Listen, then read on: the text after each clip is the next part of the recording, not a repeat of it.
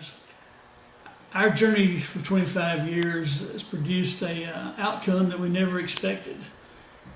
We began the journey to try to understand how our religions were different and how we could bridge the gap that was separating us. During that time period, though, we ended up dealing with one question over and over and over.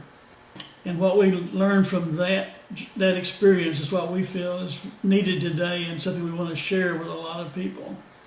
And it's about one question, which is, what does it mean to be human?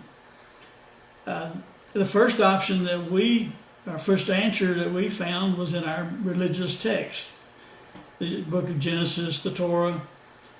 And that was the one that says that all humans are created in the image of God. Well, we didn't really understand what the Hebrew meant when we first started talking. But we learned a lot of things, and we're going to share some things about that I think that you'll find very interesting, and some things you may not understand about what that text says. The second option for what it means to be human comes from the Declaration of Independence, our American founding document. And it tells us that all people are created equal and have inalienable rights, life, liberty, and the pursuit of happiness.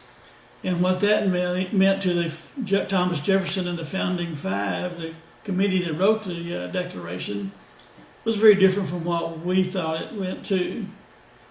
And the last thing we learned about what it means to be human came from science.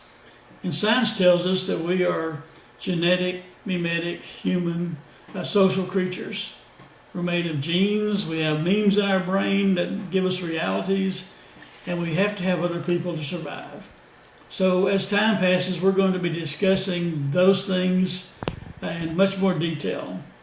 But for right now, remember the three options. Understand what being created in the image of God means, understand what being created equal means, and understand what being a genetic, mimetic, social creature means. And we'll be picking up on that in the next videos. Thank you.